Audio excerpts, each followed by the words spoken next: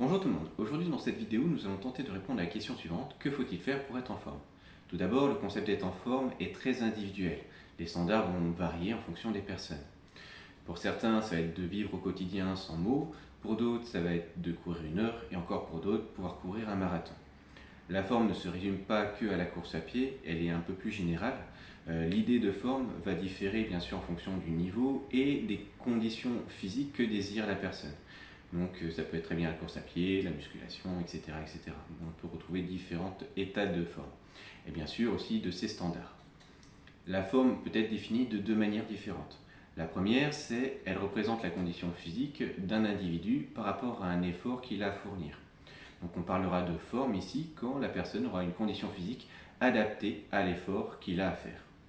D'un point de vue sportif, la forme c'est d'être au sommet de sa condition physique. Donc du coup, elle est acquise par un entraînement approprié dont le but est d'atteindre la meilleure condition à la fois physique, intellectuelle et psychologique. Cette dernière définition est plus complète et on peut s'apercevoir que la forme est plus un tout. Elle dépendra de nos états physiques, psychiques et de nos capacités intellectuelles, qui pourront être plus ou moins développées par un travail qui va être régulier, adapté et planifié dans le temps. Implicitement, se sentir en forme, c'est aussi de ne pas se sentir fatigué. Car la fatigue peut être aussi d'origine différente, on retrouve justement les différents états physiques, physiologiques et intellectuels. Au cours de cette vidéo, nous allons justement développer chacun de ces aspects, pour voir comment aider le corps pour ne pas cumuler de fatigue via l'entraînement, le travail, les moments pour soi, le sommeil et aussi notre alimentation. Pour commencer avec l'activité physique, vous en connaissez plus ou moins les bienfaits. Les médias en ont fait suffisamment l'éloge. Mais qu'est-ce qui se passe dans notre corps quand vous en faites un tout petit peu plus que d'habitude? Car oui, l'objectif du sport est de contraindre votre corps à sortir de son rythme quotidien. Et ce petit plus qui va permettre justement à votre corps de sortir de sa zone de confort varie en fonction bien sûr de l'activité des personnes le reste de leur journée. Pour une personne qui va être assise pendant 12 heures, eh bien 30 minutes de marche suffira dans un premier temps pour permettre au corps de progresser et d'avoir aussi beaucoup plus d'énergie. Tandis qu'une personne travaillant dans un chantier, majoritairement actif sur sa journée, l'intensité de l'effort devra être beaucoup plus élevée pour permettre la même évolution.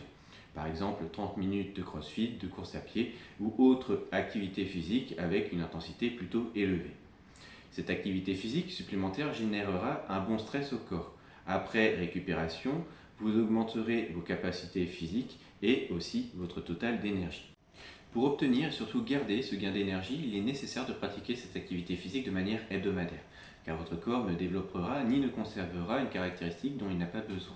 Il conservera uniquement ce qui lui est nécessaire, adapté à son fonctionnement au quotidien. Suite à un arrêt sportif, vous perdrez progressivement tout ce que vos efforts vous ont permis d'avoir. D'où l'importance justement de créer une activité physique pérenne qui deviendra une habitude. Et par conséquence, que ce sport soit adapté à votre niveau. D'une part, ça vous évitera de vous blesser et d'autre part, vous ne vous dégoûterez pas de cette nouvelle activité. Pour cela, il faut prendre en compte tout un tas de paramètres tels que la durée et l'intensité de l'effort, vos capacités corporelles, vos goûts et surtout le meilleur créneau dans votre agenda. Le sport, en plus d'avoir une action sur les aspects physiques et physiologiques, permettra de restaurer votre énergie intellectuelle et psychologique. C'est un moment de pause où vous allez pouvoir vous recentrer sur vous-même. L'évasion que permet une session de sport coupe les boucles de pensée où l'on ressasse les mêmes idées. Boucles qui sont très fatigantes intellectuellement mais aussi émotionnellement.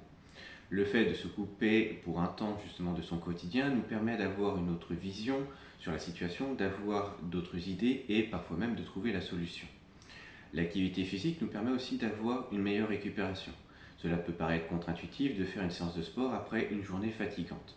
La peur justement d'accumuler encore plus de fatigue l'emporte souvent. Mais c'est une toute autre fatigue que va permettre justement cette pratique physique. Elle est nécessaire pour passer une bonne nuit et récupérer son plein potentiel après. De plus, la décharge mentale que permet une activité physique fait baisser le cortisol, hormone du stress et des angoisses. Lorsqu'arrive la nuit, le cortisol empêche la sécrétion de mélatonine, qui est une autre hormone, celle-ci, qui vous permet de dormir.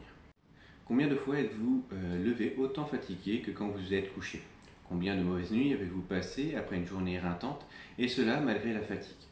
Et bien maintenant vous savez qu'une activité physique, pas trop tard, peut être bénéfique justement dans cette situation. Le travail, quant à lui, prend une place majeure dans notre vie, dans notre société. Avec en moyenne 8 heures par jour, cela représente un tiers de notre journée et la moitié de notre temps éveillé. Ce qui se passe justement au travail aura de fortes répercussions sur le reste de notre journée, tant sur notre bien-être que sur notre forme. C'est pour cela qu'il est primordial de se sentir bien dans nos missions, mais aussi dans le cadre dans lequel nous travaillons. Parfois, certaines situations ne peuvent pas être améliorées à notre échelle. À ce moment-là, il peut être difficile, on peut avoir peur, mais la seule solution qui vous appartient encore, c'est de changer, de rechercher ou de vous engager dans une nouvelle opportunité. Il ne faut pas rester dans un cadre qui peut générer de l'angoisse ou de la frustration. Rappelez-vous qu'on regrette toujours ce qu'on n'a pas osé faire. Donc si aujourd'hui nous travaillons 8 heures, nous dormons 8 heures, il reste encore derrière 8 heures. Sur ce dernier tiers de temps, nous avons un total contrôle. Donc bien sûr, il faudra engager du temps pour pouvoir s'alimenter et faire ses trajets. Mais le reste, eh bien, ça dépendra de nos choix. Entretenir sa vie familiale et sociale, s'occuper de ses enfants, de son patrimoine ou de soi-même. Et ce dernier point est bien souvent négligé et passe en dernier après tous les autres. Alors, comment bien s'occuper de soi aujourd'hui? De nos jours, la société nous pousse à accorder de l'importance et de l'attention à tout ce qui concerne le non-soi. C'est-à-dire qu'il va falloir être productif, bien souvent pour les autres, avoir un comportement anticipé pour les autres. Nous devons aussi cacher nos émotions, nos sentiments et nos états, encore une fois, pour les autres. En bref, nous ne sommes jamais concentrés sur nous-mêmes. La majorité du temps, on va vivre au travers de ce qu'on va pouvoir apporter aux autres. Et dès qu'une sensation va surgir à l'intérieur de nous, nous allons la refouler. Et lorsque nous avons enfin l'occasion de s'occuper de soi-même, nous allons finalement nous mettre devant la télé, l'ordinateur, la console ou le portable. Nous recevons, comme le reste de la journée, des stimulations et des émotions qui ne sont pas les nôtres. Nous distrayons certes, mais nous empêchons finalement de faire le point sur soi. Nous pensons que cela est reposant, parce que justement c'est un moment où on va se poser. Mais c'est plutôt l'inverse, car on va accumuler et rajouter de la charge à une journée qui a été déjà remplie de ce genre de stimulation. Ce qu'il faut trouver, c'est un équilibre. Il faut donc avoir des habitudes qui vont nous permettre de nous recentrer, nous concentrer sur soi-même. Comme nous l'avons vu, le sport peut très bien fonctionner pour ça. Nous allons nous recentrer sur les ressentis de notre corps. Il existe aussi des activités telles que le chant, le théâtre et autres activités de création.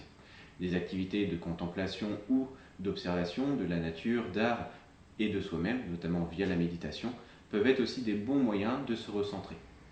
Ces moments sont ultra importants parce qu'ils sont aussi facilement enlevables de notre journée. Et parce que justement elles sont peu courantes, le fait d'en avoir un tout petit peu, même sur de courtes durées, eh bien, apporte des résultats impressionnants, que ce soit sur notre bien-être ou notre énergie. L'alimentation jouera aussi un rôle primordial dans cet équilibre.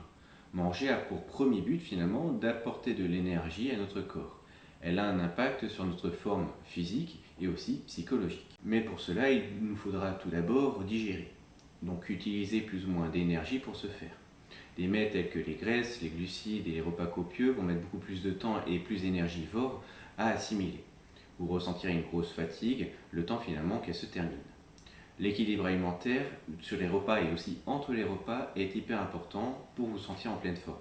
Il faudra veiller à avoir une alimentation diversifiée en vitamines, mais aussi sur la répartition des macronutriments. C'est-à-dire qu'il ne faudra pas manger toujours la même chose. Les proportions devront être adaptées à vos besoins. Finalement, quand on va apporter ce qu'il faut à son corps, celui-ci va se mettre à fonctionner normalement. Ce qui n'est pas normal, c'est se sentir régulièrement fatigué au cours de votre journée. Les aliments aussi auront un impact sur l'aspect psychologique, et j'en parle justement dans de nombreuses vidéos. En fonction de ce que nous mangeons, cela va favoriser certaines émotions. C'est pour cela que l'alimentation répond aussi à des besoins émotionnels et sociaux. Lorsqu'on désire modifier ses repas, il est important justement de prendre en compte ces précédents facteurs pour adapter les menus. Certains aliments vont aussi agir sur nous comme une drogue. Nous en avons parlé dans la vidéo, les effets de la malbouffe sur notre système nerveux. On s'en rend compte justement de cet état de dépendance qu'une fois le problème résolu, ce qui va constituer une barrière de taille face à notre quête de la forme. Le tout va résider au final dans l'équilibre. Savoir manger sainement tout en se faisant plaisir et savoir aussi parfois se lâcher. La sensation de forme répond à des critères personnels, comme on a pu le voir au départ. Elle s'acquiert et s'améliore grâce à un équilibre global, réunissant bien sûr l'activité physique, le travail, le temps pour soi et son alimentation. Selon moi, aucune partie est à négliger, au risque de ne pas ressentir les bienfaits. Nous avons tous le pouvoir de changer, de décider ce qu'on va entreprendre ou bien arrêter de faire ou de subir. La différence se fera chez les personnes qui se mettront en action de manière intelligente et réfléchie. Donc voici ce qui conclut la vidéo concernant la forme. J'espère encore une fois avoir répondu à un maximum de questions.